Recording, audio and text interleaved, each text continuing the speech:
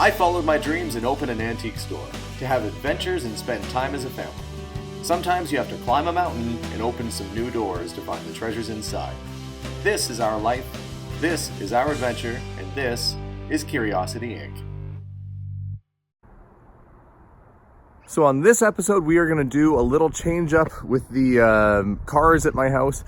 I have decided to kind of clean house and get some different stuff. So my Porsche 914 project, which I never really featured in any videos, it was just sitting in my garage, that is gone. It's sold. The guy's picking it up in about a week or so.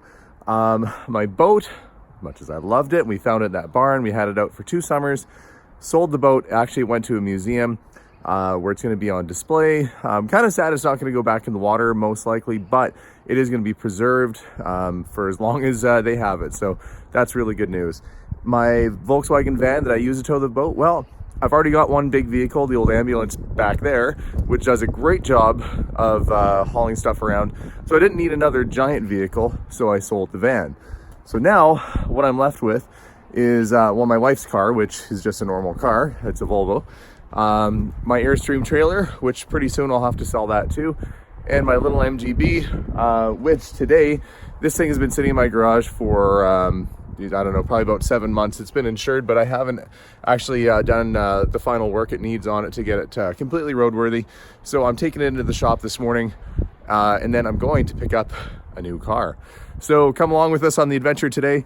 We're gonna go out and pick out a new car. We're gonna do a little car shopping, so let's see what we find.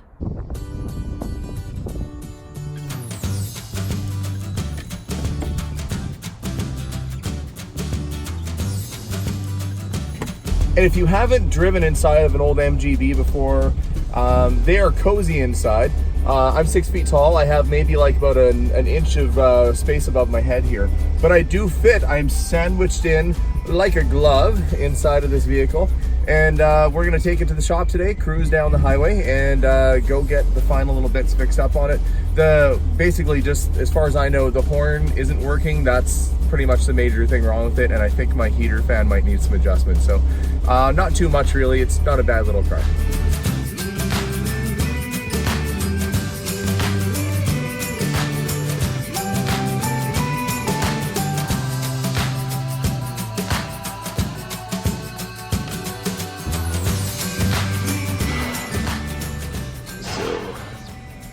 Pretty solid.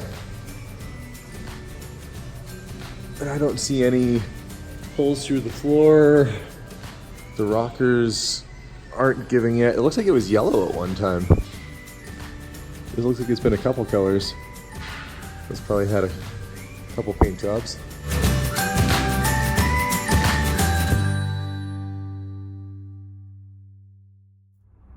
So as I continue the search for a new old vehicle, I'm stopping at a place called the Little Lot, just not too far from my store actually, to see what they have for old cars where people can sign them, or sometimes they sell their own cars here too. So we're gonna have a little peek and see what there is.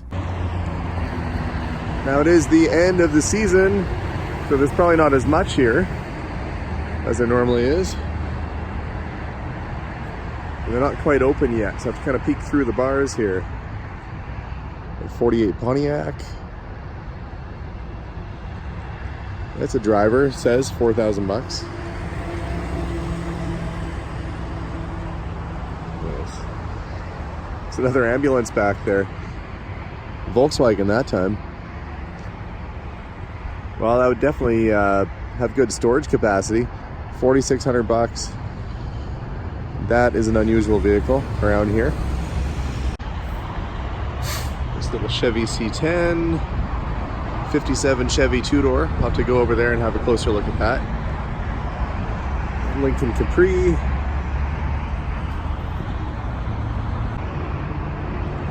This guy actually looks pretty darn nice. $62,000 it better be. That's getting kind of near top dollar for a 57 Chevy like that, but it does look nice. Now, I don't know about you guys, but I'm not a fan of giant, massive rims on old cars. I'd say maybe, 10, 12 years ago that was a thing. Pretty sure it's not a thing anymore. I bet that thing drives just terrible with those on there. Now here's kind of a cute little car. It is a Nash Rambler two-door, 1953, 8,900 bucks. Has a Continental kit, only 55,000 miles. That's not much at all. And the body on this actually looks pretty darn decent. It looks like a big Nash Metropolitan. And a not so little 65 Buick Wildcat convertible. They're asking $10,500 for this one. Doesn't look to be in too bad a shape. These are kind of notorious for rust in the trunk area. And kind of a nice old car, but I don't know if it's just me, but when I see different thicknesses of white walls or mismatched tires on a car, it makes me wonder, what else did they cut corners on? That always throws me way off. So as silly as that is, if this car had, you know, the same thickness of white wall, where the back one is quite a bit thicker, twice the thickness of the front, I'd probably take a second look at it. But it's, you know, probably a small thing, but just makes me wonder about the maintenance. And here's a nice little Econoline van. Could fit quite a bit of stuff in there. Body looks pretty good. Looks like it's a 3-speed standard, 3 on the floor. And, you know, you could do kind of a cool Scooby-Doo theme with that. That's something to consider for sure. And probably a fair bit better on gas than that would be. Big giant Hummer H2. Although maybe it'd be a bit more practical to get something a little newer like this truck. You know, I could haul a trailer around, put a motorcycle in the back. Yeah, that might not be a bad idea actually.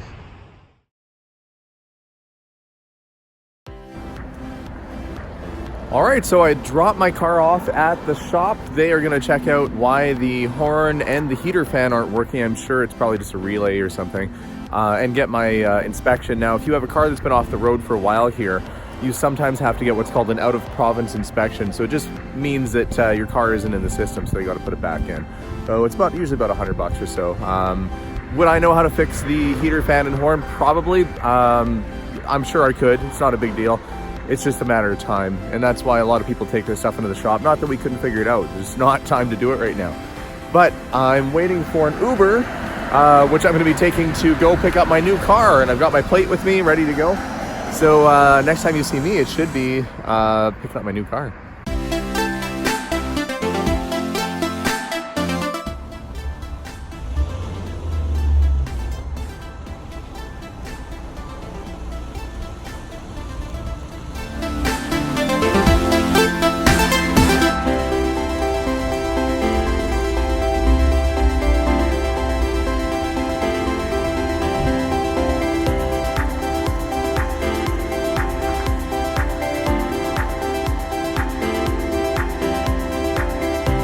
Well, that's right, I bought the Nash Rambler. It's an unusual car, it's not overly big, but it can fit the whole family, and I thought it was just cute as a button, and it had to come home with this.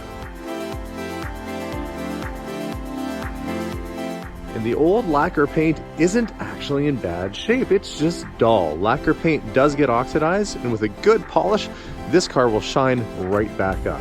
The other thing I liked about it, as I open the door up here, was that the interior is in excellent shape. At some point, someone has redone the entire interior, back to front, new headliner, the whole deal. So the interior is flawless, the dashboard is mint, and it looks fantastic. You might recognize this shape because essentially this is a slightly larger Nash Metropolitan. Bigger engine, bigger body, seats more people, but it has the same kind of body, and this was supposed to be aerodynamic. They called it the air flight body. After the war, many designers looked to aircraft ingenuity to try and think of ways to reduce drag, and the elimination of wheel well arches was their idea to make this a streamlined wonder car of the future that never caught on. And the turning radius isn't all that great because there's nowhere for the wheels to really go on the front, but it's super cool. It's somewhat impractical and yet somewhat practical at the same time, and that's why I love it. Okay, so it's a cute little car and I really like it. Some quirky things about it.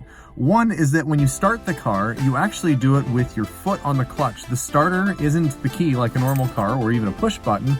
The push button is on the floor underneath the clutch pedal. So what you do is you push down on the clutch and turn the key on and the thing starts up if you give a little bit of choke. So the other thing that's kind of interesting is that the indicator for the signal light is on the signal light shifter itself, on the indicator switch itself. It's pretty neat. I don't think I've had a car that's had the blinker on the end of the stick here like this, but I'll show you what it does. So this is for your signal lights. And see, there it is right there. So there's left, there's right. Isn't that funny?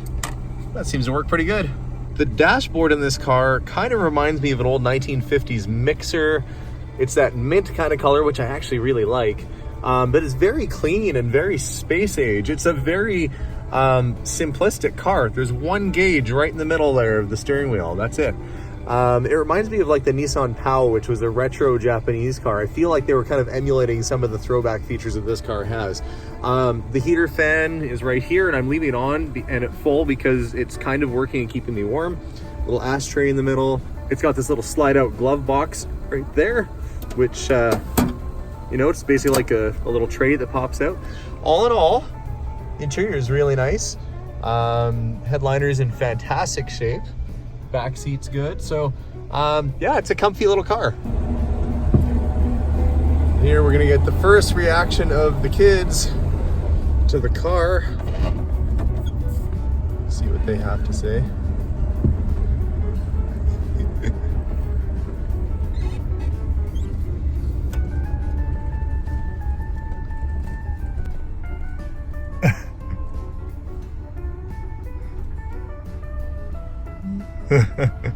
Okay, so surprisingly, everybody fits in the car too. 3 kids in the back and a wife up front. So, do you know what type of car this is? I thought it was a Morris when I first saw it. Not a Morris. You guys have any ideas what kind of car this is? No. Somebody told me today it looked like a cartoon car, like Mickey Mouse would be driving it. Well, woke up this morning and had a bit of a surprise. I guess today's road trip is going to be sponsored by Winter. So this ought to be a fun ride to work today, but we'll see how she handles. Okay, so first order of business, will she start? So I'm going to pull the choke, got the key in the on position. Give it another try. Yep, she started right up. The heater fan doesn't sound so good.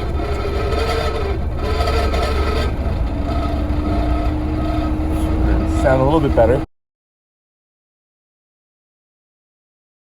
So you're probably asking, why am I suddenly on foot? Well, I didn't do a video of me driving because it was completely terrifying. The tires, the car actually drove, well, it started and ran and tried to move, but the tires that were on it are horribly old. Although they had good tread on it, they must be ancient because they just spun and didn't get me anywhere. So I limped my way to Canadian Tire back there to a tire shop to get some good quality new tires put on it so this thing won't be such a death trap. If you can hear in the background, there's sirens because I'm not the only one who's having trouble today. This is a full-on snowstorm, and we had freezing ice rain. So in most scenarios, you wouldn't take an old car like this out in this kind of weather. But I'm trying to prove my point that you can drive a classic. Let's just hope that the new technology of the tires makes up for the old technology of the old rear end and the fact it's, you know, almost a 70-year-old car. But yeah, by the time work is over today, should have new tires.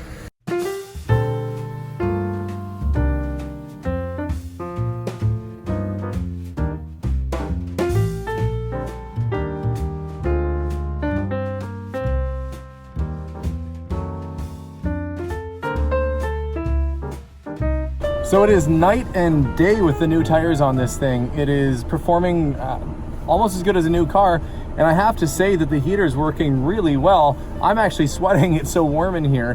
Who knew that the heaters were so darn good back then? But I am, yeah, so far pretty happy.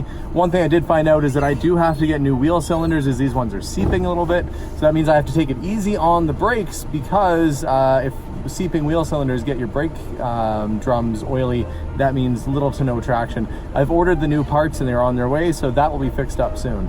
But so far we're back in action and I'm not as terrified to drive as I was earlier this morning. And not too much to see under the hood. It's pretty spacious under there. It's a flathead 6-cylinder engine. It's got plenty of room and original paint. All in all, it's a pretty tidy car. And it's a fairly generous trunk for a little car. Got our steam engine back there. It definitely would, hold at least a few plastic storage bins, and not bad for when you're going out. It's not huge, but it's not bad. And I should mention that the car came with a Continental kit. If you're not familiar with the Continental kit, it's a little wheel that goes on the back. They had taken it off because they thought that it just looked a little nicer without it, but I do have it. And I never quite understood why they call it a Continental kit. Maybe they thought it'd be more European, like it's Continental, but it would give me a little bit more trunk space. But I think I'm gonna leave it off. I like the look of it without it. I think it looks nice and tidy just on its own. And so there are a few quirks like there would be with pretty much any car, except these ones are kind of funny.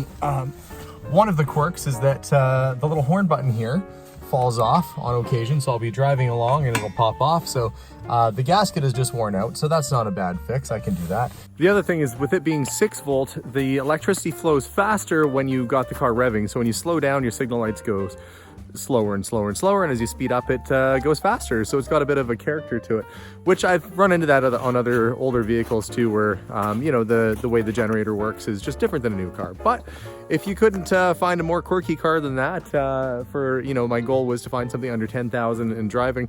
We're still on track. So far we're into the car for 8,000 Canadian. And that includes brand new tires, which I just put on, and the purchase price of the vehicle and the insurance and everything. So a little bit more money to go to get the brake parts, but all in all, it's looking pretty good. So thanks again for watching. I hope you like this adventure where I do a little car shopping. If I ever have to do this again, I'll take you guys along.